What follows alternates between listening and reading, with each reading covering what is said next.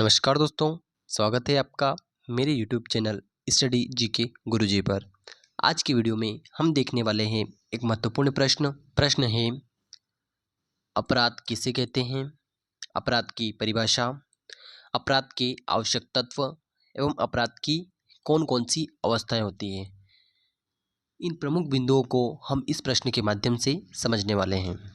तो दोस्तों, आपका ज़्यादा समय न लेते हुए चलते हैं हमारे वीडियो की ओर, अर्थात रूपरेखा साइनॉप्सिस, जिसमें 5 प्रमुख बिंदु दे रखे हैं। इन 5 प्रमुख बिंदुओं के द्वारा हम इस पूरे प्रश्न को समझेंगे एवं उसके उत्तर जानेंगे। ये 5 प्रमुख बिंदु है।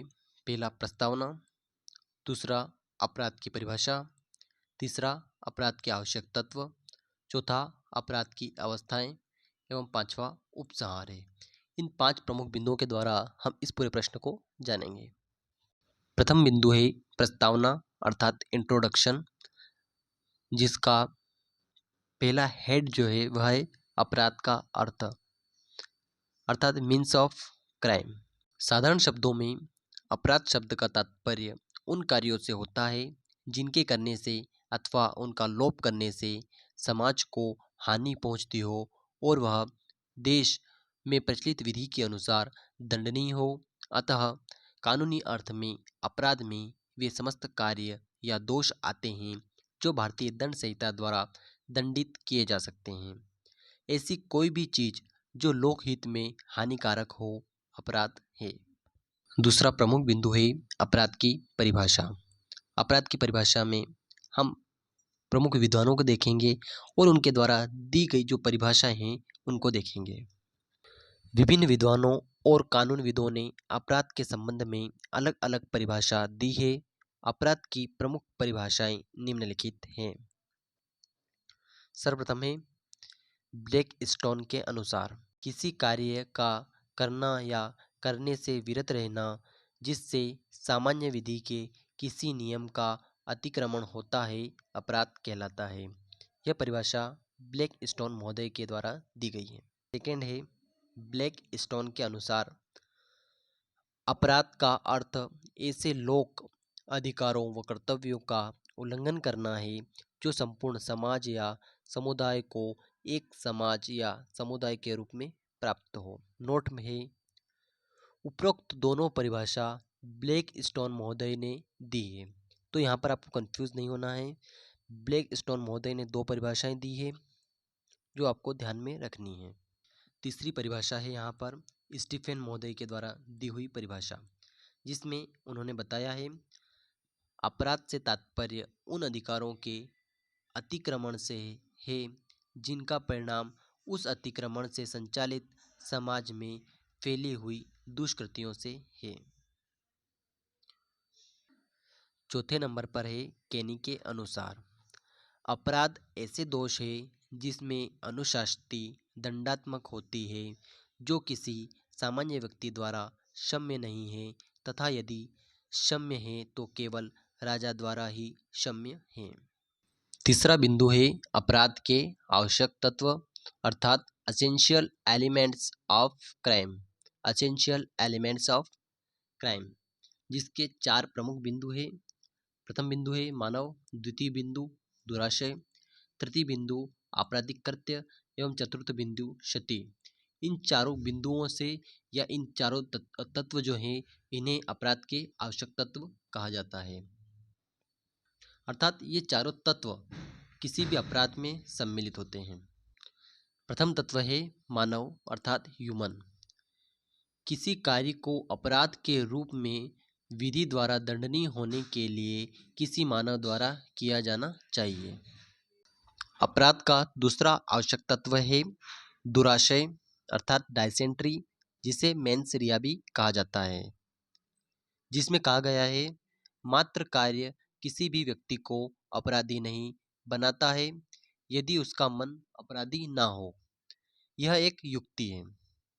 दूसरे शब्दों में किसी ऐसे कार्य को करने का ऐसा आशय जिसे यदि कर दिया जाए तो अपराध होगा, दुराशय या मेंस रिया कहलाता है। मेरे द्वारा मेरी इच्छा या आशय के विरुद्ध किया गया कार्य मेरा नहीं है तात्पर्य यही है कि किसी कार्य को दंडनीय होने के लिए इच्छित होना चाहिए। अतः जहाँ अपराध को गठित करने के लिए आवश्यक अपराधी का आशय अनुपस्थित होता है, वहाँ अभियुक्त को दंडनीय या दंडित नहीं किया जा सकता है। बिना दुराशय के किया गया कोई भी कार्य अपराध नहीं होता है। एक्टस नॉन फैक्ट रियूम निसी मेंस साइट रिया। तृतीय बिंदु है आपराधिक कृत्य अर्थात एक्टस रियूस। किसी अपराध के लिए मानव या दुराशय ही पर्याप्त नहीं है, क्योंकि किसी मनुष्य के आशय को हम जान नहीं सकते हैं, क्योंकि दुराशय या आशय विचार या भावनाएं होती है। अतः किसी व्यक्ति द्वारा अपने आशय विचार स्वेच्छा से किसी कार्य के रूप में अवश्य स्पष्ट होने चाहिए। आपराधिक कृत्य मानव आचरण का वह परिणाम है जिसे कानून रोकना चाहता है। किसी कार्य को करना या लोप करना आपराधिक कृत्य है। अंतिम पंक्ति में कि किसी भी कार्य को करना जो विधि विरुद्ध कार्य है उसे करना या ऐसा कार्य जो विधि सम्मत है परंतु वह नहीं करना आपराधिक कृत्य माना जाता है। चौथा बिंदु है यहाँ पर मानव की क्षति अर्थात ह्यूमन डैमेज। चित्र के माध्यम से आप समझ ही सकते हैं, अर्थात कोई भी ऐसा कार्य जिसमें किसी भी व्यक्ति की किसी भी प्रकार की क्षति होती है वह भी अपराध का एक आवश्यक तत्व है। अर्थात कोई भी अपराध हो रहा है तो उसमें किसी व्यक्ति की किसी न किसी प्रकार की कोई न कोई क्षति अवश्य होती ही होती है। आइए हम इस पैरे के माध्यम से इसे समझते हैं। भारतीय दंड संहिता की धारा 44 में क्षति को परिभाषित किया गया है, जो 4 प्रकार की अर्थात शारीरिक, मानसिक, आर्थिक एवं ख्याति की होती है, जो अवैध रूपों में पहुंचाई गई होनी चाहिए। अतः जिस कार्य को करने से समाज व लोगों को कष्ट व हानि हो, क्षति है। अपराध के आवश्यक तत्वों को जानने के बाद आइए हम आगे समझते हैं अपराध की प्रमुख अवस्थाएं अर्थात स्टेजेस ऑफ ऑफेंस। यह 4 प्रकार की होती है।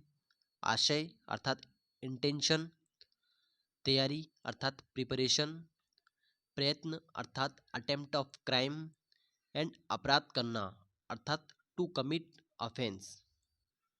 आशय या इंटेंशन। अपराध की अवस्था का प्रथम बिंदु होता है आशय। प्रत्येक अपराध की प्रथम अवस्था अपराधी का अपराध करने का आशय है। जब कोई व्यक्ति स्वेच्छा से इस बात को जानते हुए कोई कार्य करता है कि इसका क्या परिणाम होगा, तो यह माना जाता है कि उसका कार्य को करने का आशय था।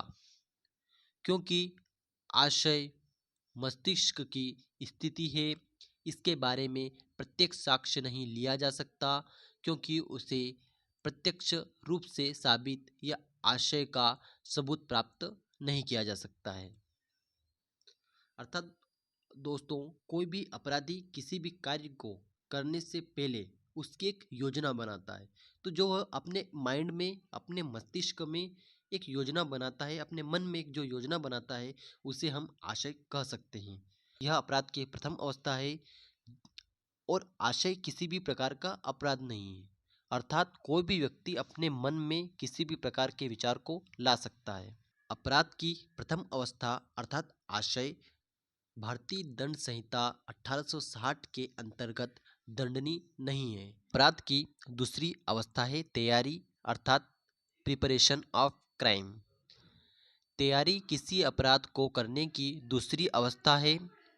किसी आशायित अर्थात इंटेंडेड अपराध को करने के लिए साधनों की खोज करना ही तैयारी कहलाता है। यह बात याद रखने योग्य है कि तैयारी की अवस्था तक कोई भी कार्य अपराध नहीं है। दूसरे शब्दों में तैयारी की अवस्था को पार करने के बाद किया गया कोई कार्य ही अपराध है अर्थात दंडनीय होगा।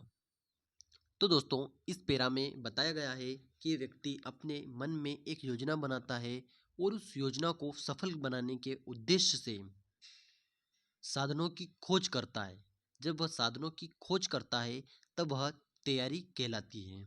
अर्थात वह साधनों को इकट्ठा करता है, उनकी पूर्ण व्यवस्था करता है। तो दोस्तों, इस पैरा में बताया गया है कि जब कोई व्यक्ति अपने आशायित कार्य को करने के उद्देश्य से साधनों की खोज करता है या तैयारी करता है, तब तक भी वह अपराध नहीं माना जाएगा और भारतीय दंड संहिता 1860 के अंतर्गत वह भी दंडनीय नहीं है। अपराध की तैयारी के कुछ अपवाद भी हैं, अर्थात कुछ अपराधों की तैयारी करना भी एक दंडनीय कार्य है। अर्थात ऐसे कुछ अपराध होते हैं, उनकी यदि हम तैयारी भी करते हैं, हम ऐसा सोचते हैं कि यह वर्क हम करेंगे, यह एक्ट हम करेंगे और उस एक्ट को सफल बनाने के उद्देश्य से हम साधनों को जुटाते हैं या तैयारी करते हैं या षड्यंत्र करते हैं, तो वह भी एक अपराध माना जाता है। तैयारी के कुछ अपवाद निम्नलिखित हैं।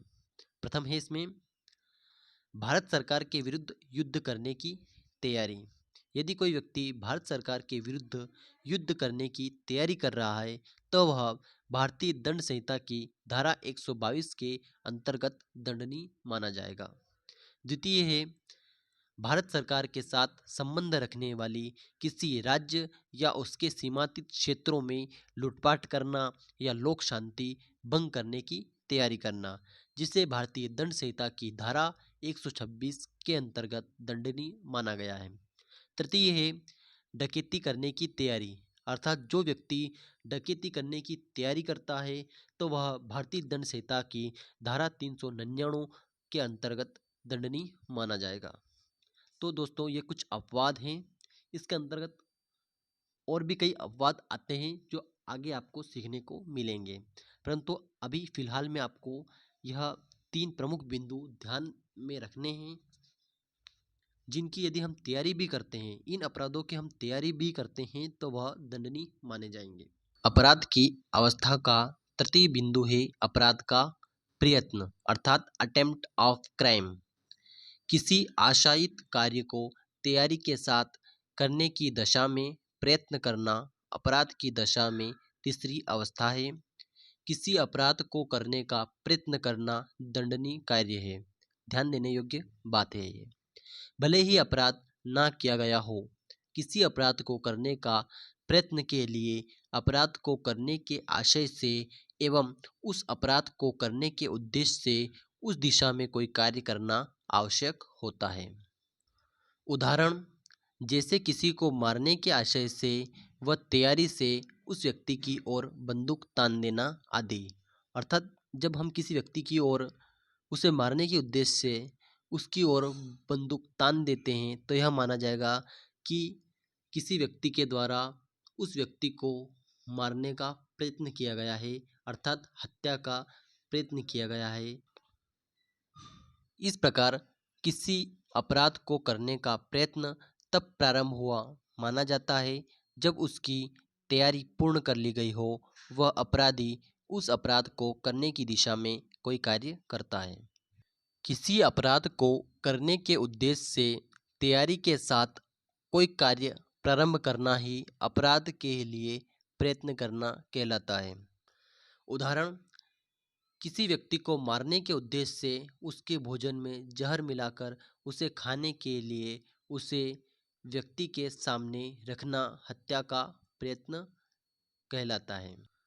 किसी अपराध को करने की तैयारी अर्थात प्रिपरेशन और प्रयत्न अटेम्प्ट की दोनों अवस्था में प्रमुख अंतर यह है कि तैयारी स्वतः प्रत्येक दशा में दंडनीय नहीं है, किंतु अपराध करने की दशा में कोई प्रयत्न करना स्वतः एक दंडनीय कार्य है, भले ही अपराधी अपराध को करने में असफल रहता है।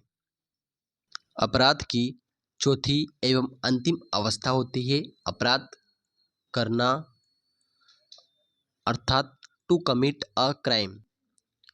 किसी आशायित अपराध को सफलतापूर्वक कर देना अपराध की चौथी अवस्था है।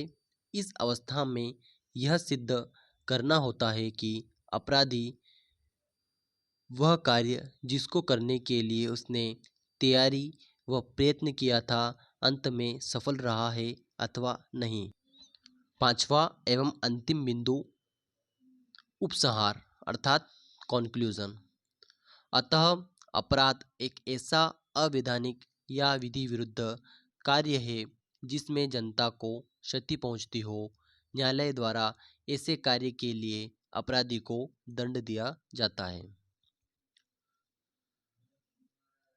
अपराधी के दोष और निर्दोष का विचारण विशिष्ट विधिक कार्यवाहियों के अंतर्गत संचालित किया जाता है और वे साक्ष्य की विशिष्ट नियमों द्वारा प्रतिपादित होती हैं।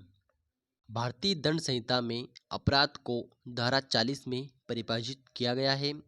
अपराध किसी ऐसी बात का द्योतक है जो इस संहिता द्वारा या किसी विशेष या स्थानीय विधि के अधीन दंडनीय बनाया गया हो। आशा करता हूं दोस्तों आपको वीडियो पसंद आया होगा।